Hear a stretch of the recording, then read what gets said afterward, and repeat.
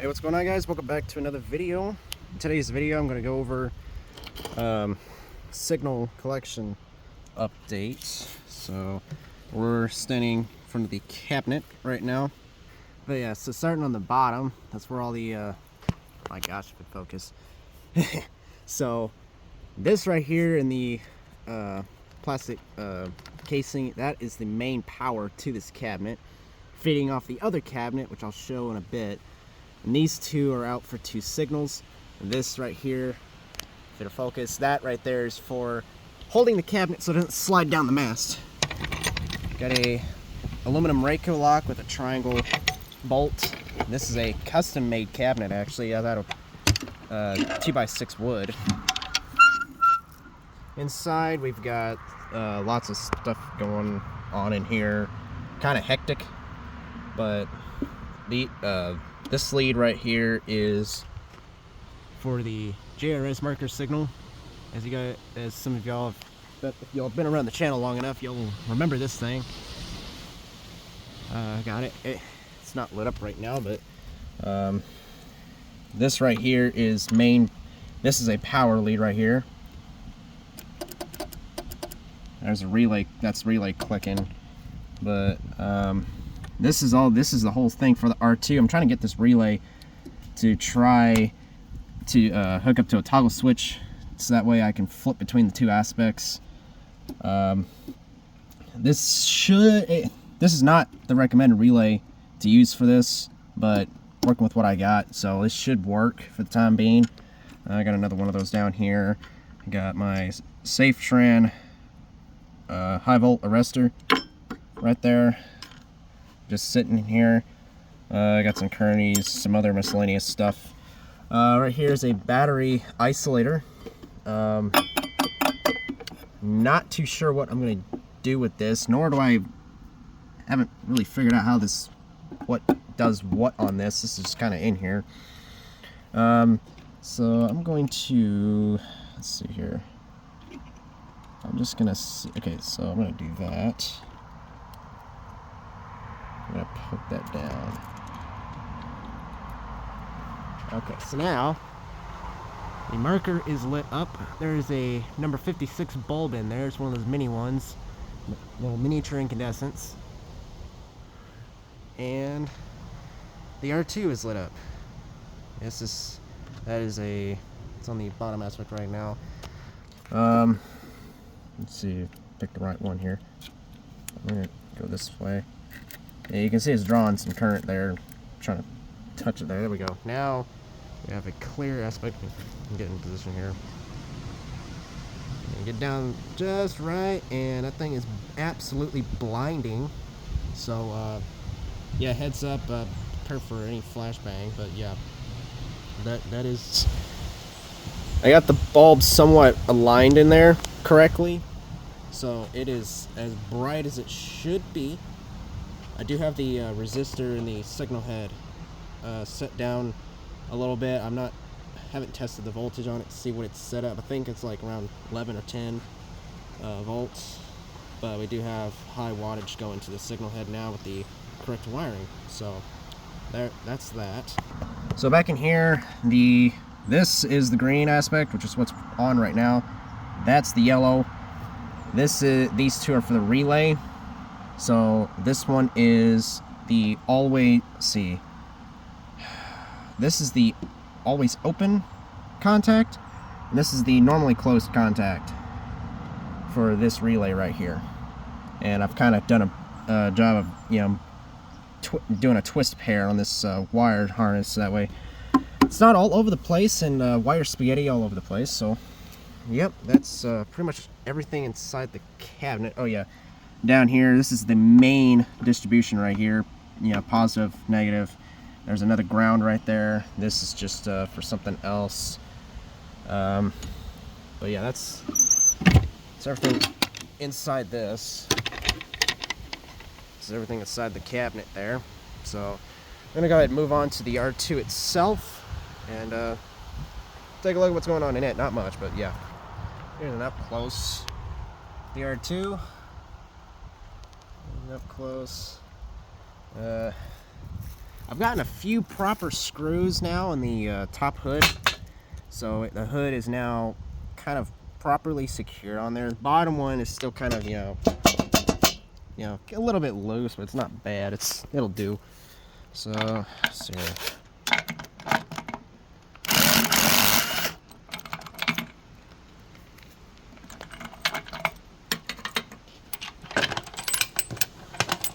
So, this is the USNS R2. Let's open it up. And there's the 1157 bulb that's pretty much been in here for like the longest time. It is actually kind of down a little bit, but okay, yeah, it's good enough as is. It's not a proper railroad signal bulb, but it's, you know, your typical automotive 1156 bulb. Okay, 17 trillion technical difficulties later. So, not much has changed in here. I've gotten some washers to clamp the wire in place on the ground and the two aspects, green and yellow. This is the resistor. It's not set all the way down. I do have it slightly up. So basically this resistor, how it works is basically you got the coil here, and depending on how up or down you have this set is the voltage. Now it's kind of interesting to note that they put, you know, whenever the railroad installed this signal back in the day, they put the resistor on the ground. But I mean, I guess that kind of works. I mean, it works and stuff, you know, it's all good and all, but you know, I guess they just didn't want to do it for each individual positive. They just decided to do it one ground, so they didn't have to, so they just one adjustment for all. So yeah, basically you take these, you just, you know, you twist that and then, you know, just move the resistor. I'm gonna put it right about there. And then you twist that back, tighten it. This also twists too to release the clamp off the resistor. And you'll notice the light will dim. It'll kind of come and go as you're moving the resistor, but it's all the way up. That's so yeah, it's all the way up. That is full resistance. So that means the dimmer the bulb is going to be. All the way down is full voltage. You're going to get maximum power to the bulb. Again, depending on what what bulb you have in here. In case I have an automotive bulb, so it's not too particular. I have it not set all the way down, but I do have it set pretty close because, you know, I want it to be bright, but I don't want it to be, you know, overloaded to a point. Normally USNS terminal blocks for everything in here. Pretty much this whole signal is USNS parts. Got the original lamp sockets. These are what was it? KOPP lenses for inner and outer. Vent screens. But yeah, buddy down there in Lufkin, Texas Roughland in 2008, he just got himself a USNS P5, which is basically the exact same as an R2, but different mounting bracket. So basically it actually sets on top of the pole, whereas these R2s have two individual brackets going bottom and top for adjusting pivot and tilt. But the P5, it just sits on the pole, and it's a single mount, you know, like a normal color light signal you would see nowadays, but it's part of the casting of the housing. So basically the only difference between that. Other than that, the hardware is pretty much still the same. The lamp assemblies are pretty much still the same. Maybe some slight differences here and there, but for the most part, they're pretty much the same. Just, you know, major difference being the mounting hardware. But yeah, I actually like to know how the heck people get these off sometimes, because you'll occasionally see an R2 without the lamp sockets. Whoops. And I would just love to know how the heck they get these out, because I know there's like a 1/2-inch bolt back there, or like a 1/2-inch nut back there, but those things are like, they are rusted. Like I tried, and I just didn't want to break the bolt, so I just didn't even go any further. But yeah, anybody could kind of put the details together on that, that would kind of be yeah, that'd be great.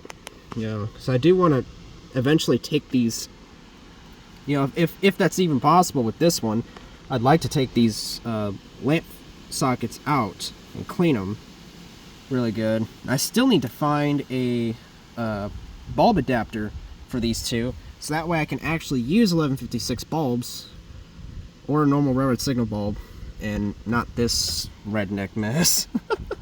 So yeah, that's pretty much everything going on with the R2 stock ham elbow. I don't know if y'all saw in the last update, this thing did get repainted. I did repaint this too. So yeah, it's been a while since I did that, but yeah, it's black again, or you know, it's much it looks restored now. It pretty much is cosmetically. So yeah, that's what's going on there. I can't remember the last video I made on this, whether or not it was repainted or not, but yeah, I did leave some of the paint untouched, like right here, to kind of, you know, show like what the original paint would have looked like in a sense, kind of, or what this spot.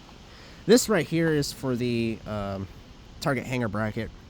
So, and these spots right here are for the actual background target. So, yeah, that's all of what's going on there. There's the pedestal, and this is where the top piece for the top of the all thread for the top bracket would go in, so that way it controls the tilting of the signal head. Also, mine does not have a full latch, so I guess whenever this thing was taken out of service, you guys have seen this before, but you know, for anybody that hasn't seen this R2 yet on the channel, but whenever this signal was taken out of service, I guess they just did not handle this thing with the best of care, and they broke the handle, which this is actually probably not even the original handle to this particular R2, because when I got this R2, there were like two others at the same place as well. There were two others. There was another one of these in the same color, but with instead of incandescents, it had LED modules. And then there was another one that somebody did a DIY project with. It was like it was literally painted purple, or like a light pink, or like a dark pink, like a bright purple color, which I've never seen before. Never seen anybody do to a railroad signal. But yeah, those were the two others that were there. And so there was a box of parts and stuff, and I just picked the latch that had the most left on it. So yeah, this probably came off the R2 that had the LED modules on it. So yeah. If anybody knows where I can find another latch, that'd be good. Because I would like to actually have the full latch on here, so that way this lock isn't kind of just on here for cosmetic looks. I mean, it kind of serves half a function, but you can still just kind of move the lock out of the way and just still pull the handle out. But I'm gonna go ahead and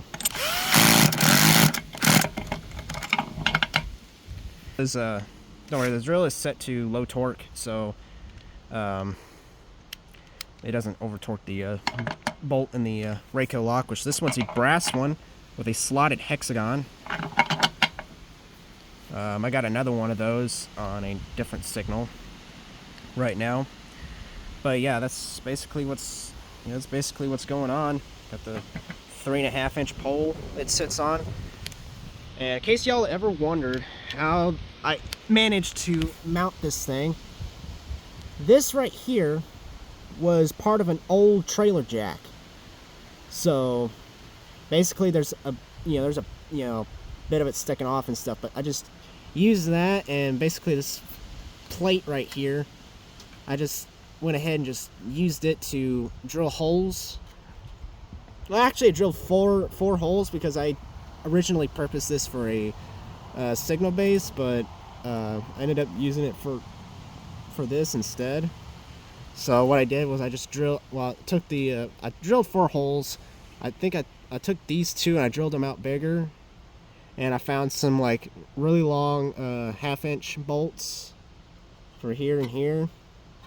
I stuck them through the pedestal, and I used this washers, nuts, to hold it in place.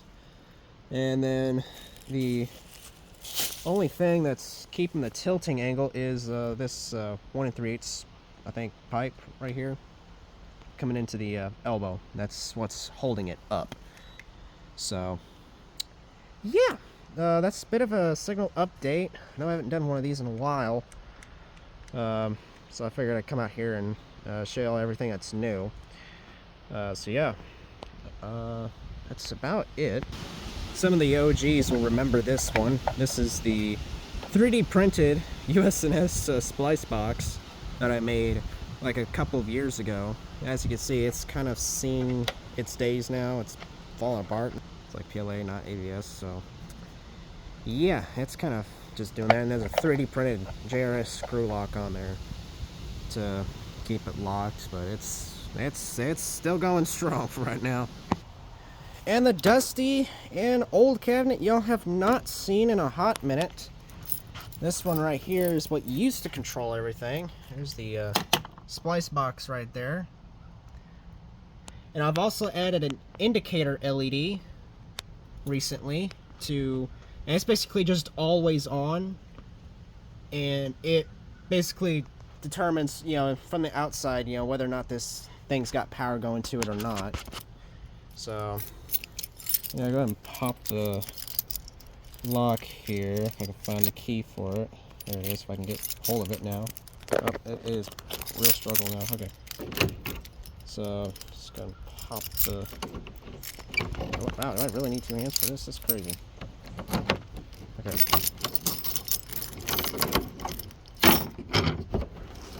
An absolute mess in here, but nonetheless, see, we got working inside lamp for nighttime work, so I can see in here.